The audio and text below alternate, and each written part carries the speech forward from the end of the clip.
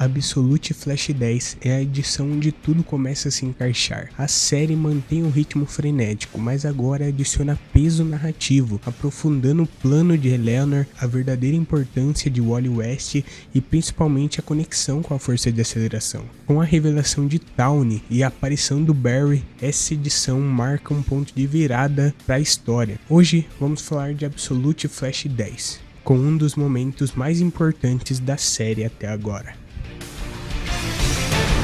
E aí, sejam bem-vindos à Força de Aceleração, e hoje eu tô aqui para falar de Absolute Flash 10. Sim, no dia que eu tô gravando esse vídeo, é quarta-feira, eu li e vim aqui conversar um pouco com vocês sobre essa edição. Bom, eu vou começar recapitulando coisas que vocês precisam saber antes de a gente ir pro resumo dessa edição. Afinal, o último vídeo que eu gravei sobre Absolute Flash foi a edição 2, depois não gravei mais nada e tô voltando aqui com a 10. Bora lá. O avô de Eleanor Tawny, conhecido como Gilbert Tawny, havia descoberto que a gente poderia chamar de força de aceleração do universo Absolute, que no caso é a fonte de poder dos velocistas. A gente não sabe se exatamente é a força de aceleração, mas a gente sabe que está ligado ao Darkseid, assim como praticamente tudo no universo Absolute. Quando ele a descobriu, o acesso acabou se fechando e não havia mais como entrar. Barry foi quem encontrou uma forma de reabrir esse caminho. Embora no começo ele acreditou estar trabalhando para o bem da humanidade com Eleanor, mas como visto nas edições anteriores de Absolute Flash e na própria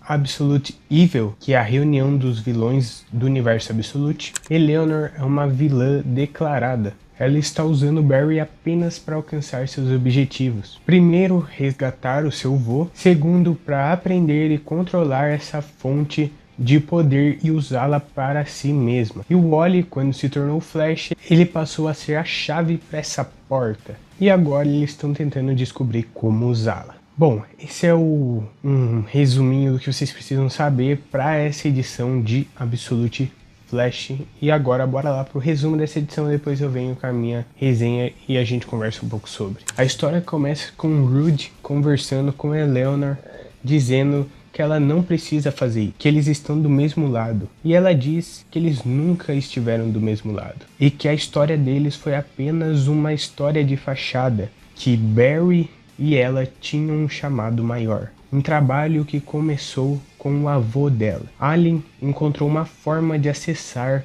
o outro mundo. Eles o chamam de ponto imóvel. Mas depois que ele morreu, o portal se fechou e ela não conseguiu reabri-lo. Agora, porém, ela vê um caminho de volta. Gostando ou não, o Wally se tornou a peça-chave em tudo aquilo que o avô dela trabalhou. Nesse momento, Rude parte para o ataque, mas não há muito o que ele possa fazer. Ele está cercado pelos capangas dela e acaba sendo subjugado. Eleanor apenas diz para levarem de volta para o centro de comando e o segurarem direito dessa vez. Então perguntam para ela o que eles fazem com a galeria. E Eleanor responde que o Capitão Frio e os outros abriram mão da própria vida no momento em que decidiram se voltar contra ela. Depois de tudo o que viram, eles não podem ser deixados vivos. A história então muda para a galeria do lado de Wally. Neste ponto, a galeria se voltou contra Eleanor. Dá para dizer que eles estão até virando heróis aqui no universo Absolute. Eles acabam subjugando a trapaceira, que descobrimos ser uma espiã de Eleanor, infiltrada entre eles. O Capitão Frio diz para Dagger colocar seus drones em reconhecimento, pois Tawny sabe que eles estão chegando e não quer surpresas. Dagger lança seus bumerangues e o Capitão Frio comenta que ele não sabe quanto a eles, mas ele tem uma fazenda para a qual ele pretende voltar inteiro. Depois disso, vemos Wally conversando com Grodd. Ambos têm seus pais capturados, ambos querem libertá-los. Wally só consegue se comunicar telepaticamente com Grodd porque Grodd criou esse vínculo psíquico. Então Wally promete que eles vão encontrá-los. Nesse instante, o ambiente começa a se esquentar. É quando o Onda Térmica aparece. Mick Rory surge. Tecnicamente ele já havia aparecido antes, mas foi um confronto curto, com o Wally drenando o calor dele, com o Wally aprendendo a usar seus poderes de forma mais clássica, criando algo como um tornado para sugar o calor do Onda Térmica. O problema é que a galeria conhece o Mick. Ele era um deles antes de ser capturado pela Eleanor. Enquanto a galeria lida com ele, dizem para o Wally entrar na instalação e descobrir o que Eleanor está fazendo. A trapaceira avisa Eleanor, que responde para ela encontrar uma forma de desacelerar o Wally, que não precisa destruí-lo, apenas conduzi-lo. O plano é levá-lo até o laboratório de Allen, fazê-lo se sentir ameaçado, e o poder dele fará o resto. Dentro da instalação, Wally revive momentos do passado, conversas com Barry, cenas do início de Absolute Flash, perguntas sobre o que realmente acontecia no Fort Fox, lembranças da morte da mãe, do momento em que ganhou seus poderes. Tudo acontece ao mesmo tempo. Ele está vendo múltiplos pontos no tempo simultaneamente. É como manipulação temporal. Isso sobrecarrega. Ele está lidando com visões, memórias e fragmentos temporais. Sempre que isso acontece, o Grodd o ajuda a se estabilizar. Wally ainda não consegue lidar sozinho com seus poderes. Em meio ao caos, Grodd percebe que seu pai desapareceu. Antes que Wally possa reagir, Trapaceira aparece. Wally corre, mas percebe que está preso em um labirinto. Eleanor ordena que o mantenha em movimento. Enquanto isso, a galeria continua enfrentando o Onda Térmica. Estão prestes a ser derrotados, até que começa a chover. Uma tempestade apaga o calor. É quando o Mago do Tempo aparece para ajudá-los. Wally finalmente chega ao laboratório de Barry, onde uma enorme fonte de energia pulsa. Ele vê mais projeções, o passado, seu pai, Barry, tudo se misturando. Ele enfrenta a Trapaceira, que joga uma bomba em Grodd. Wally reage e lança a bomba na fonte de energia e tudo começa a colapsar. Uma mão surge daquela energia, uma voz chama ele. Ele acredita ser o Barry. Ele estende a mão, mas seu pai grita da outra sala para ele não fazer isso. Então é revelado que não é o Barry, é Tawny. Eleanor observa, emocionada, chamando seu avô. Tawny olha para Wally e o lança dentro da fonte de energia, jogando-o diretamente no que nós achamos ser a força de aceleração. Wally cai em um ambiente estranho, com ruínas flutuantes, e então encontra o verdadeiro Barry Allen, que está numa forma feita de energia. E o Barry apenas diz: seja bem-vindo. É isso, o Wally finalmente está na força de aceleração e tudo indica que eu acho que finalmente ele vai aprender a lidar com os seus poderes. Uma edição com muita coisa pra gente comentar aqui, antes de eu falar se eu gostei da edição ou não. Vamos falar sobre pontos relevantes aqui. Bom, o Tawny aqui finalmente aparece. Lá no começo, quando a Absolute Flash lançou, eu jurava que aquele ser estranho que aparece na visão do Wally ia ser uma versão maligna dele, como se fosse, na minha cabeça, tava como se fosse ser uma 9 caudas do Wally, sabe? Igual o Naruto tem 9 caudas, o Wally ia ter esse ser. Mas esse ser, na verdade, é o Tawny, que eu não sei se eles vão chamar de Flash Reverso ou se vão dar outro nome pro Tawny, mas essa é a versão Flash Reverso do universo Absolute por enquanto. Também gostei dessa introdução à força de aceleração. Não sei se vão chamar de força de aceleração, afinal, tecnicamente, a força de aceleração devia ser uma força além dos multiversos, não devia ter versões dela alternativas, mas talvez será, chutando aqui, que essa é a força de aceleração criada pelo Darkseid. E bom, é legal que a gente vê ali também o Barry aparecendo, vamos ver o que vai se desenvolver. Eu tô sentindo que vai ser aquela dinâmica de mestre e aprendiz do Barry ensinando o Wally a lidar com seus poderes dentro da força de aceleração e depois ele sai. É uma dinâmica que tem até na série do Flash, né? A primeira vez que o Flash na série entra na força de aceleração é para ele meio que se desenvolver e depois voltar melhor, como eu posso dizer. E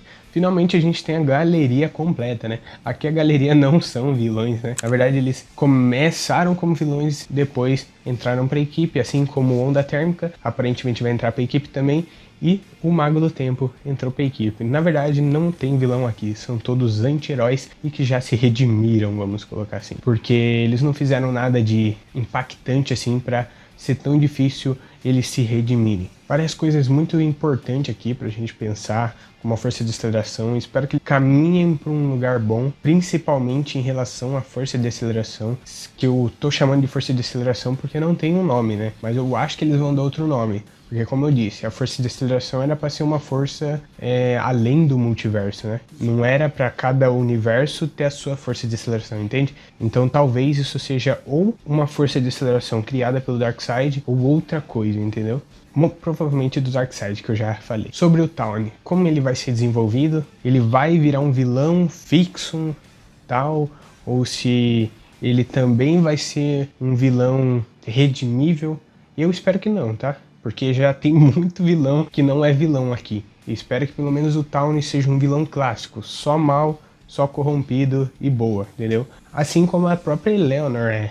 Ela não tem uma motivação muito convincente, tá? Então, espero que elas, tanto o Tawny quanto a Eleanor se mantenham vilões clássicos, vamos colocar assim. E se vocês verem também, no final aparece um alien lá. Será que são mais pessoas que acabaram presas na força de aceleração, ou são o próprio velocista, porque pelo menos a nossa força de aceleração do universo principal, quando um velocista morre, ele vai para lá. Será que aquele é um velocista que morreu? Passando aqui na edição, só para complementar esse assunto, pode ser que esse alien seja como se fossem os guardiões de Oa, só que os guardiões dessa força de aceleração. Pela vestimenta dele parece bastante isso, mas vamos ver o que vai ser. Agora vamos pro que eu achei.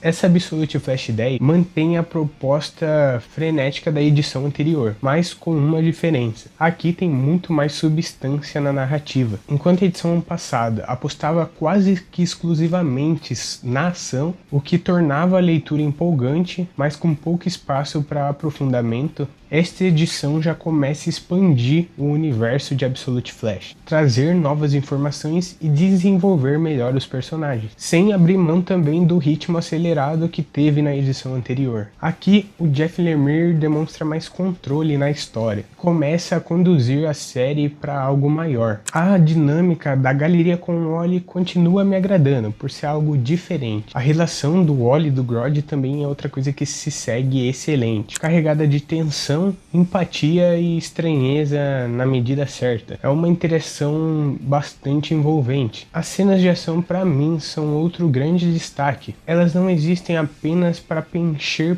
página ou acelerar a leitura como na edição anterior, que para mim foi isso. Elas fazem parte do caos da narrativa. Tudo acontece tão rápido que o leitor se sente inserido no turbilhões dos acontecimentos, compartilhando a confusão, a urgência e a instabilidade que o próprio Wally está passando. Esse ritmo acelerado funciona muito bem aqui e ajuda a reforçar o estado emocional do próprio Wally. O Nick Robles aqui, a arte dele continua excelente.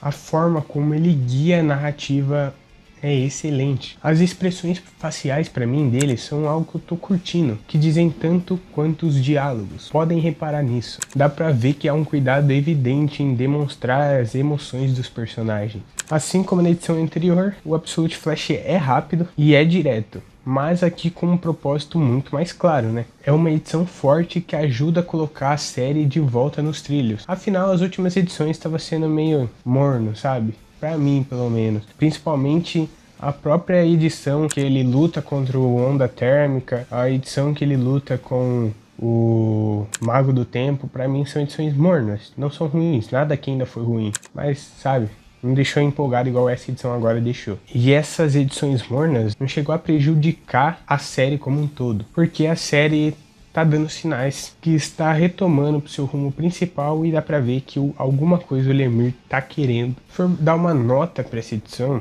eu vou dar um 10 de 10. Não tem por que eu dar menos. Esse foi o meu vídeo de hoje, espero que vocês tenham gostado. Se gostou, deixa o like. Se não gostou, deixa o dislike e até o próximo vídeo.